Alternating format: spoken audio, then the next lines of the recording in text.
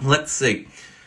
Other questions from this weekend, because there were a lot of people that posted questions. Here are some of the questions that came in. Let's go to, hey, it's Vikas. What is risk management?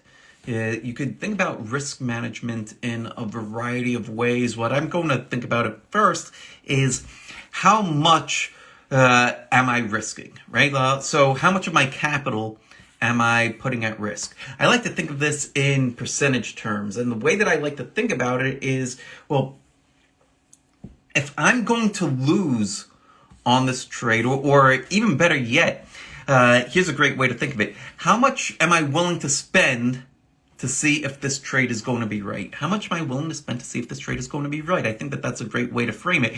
And if you are framing it in that way, and you have, let's say that you're just starting out, you have a small account, let's say that you're starting out with $1,000 in your account. How much would you spend to see if the trade that you're going to try out is right? Would you pay your whole account? Would you spend your full $1,000 to see if this trade is going to be right? No, right? You wouldn't pay that much. So framed in that way, you're looking at it as a cost, and you want to keep your costs low. So how much are you willing to pay to see if this trade is going to be right? In general, 1% or less of your account. That's how much you want to pay to see if the trade is going to be right. So that doesn't mean that, oh, well, if I've got $1,000, then I'm only going to put on $100 trade, right? Or $10 trade. No. Well, what it means is that you're going to be risking that much. You could go in with half your account, but you only want to risk that much. So if price moves against you, then okay, see you later, then that's wrong.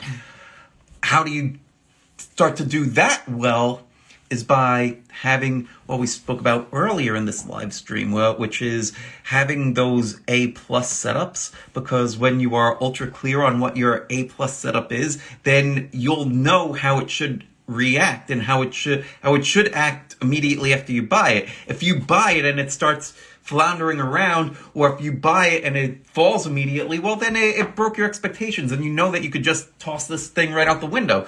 If your A+ setup doesn't work, then great.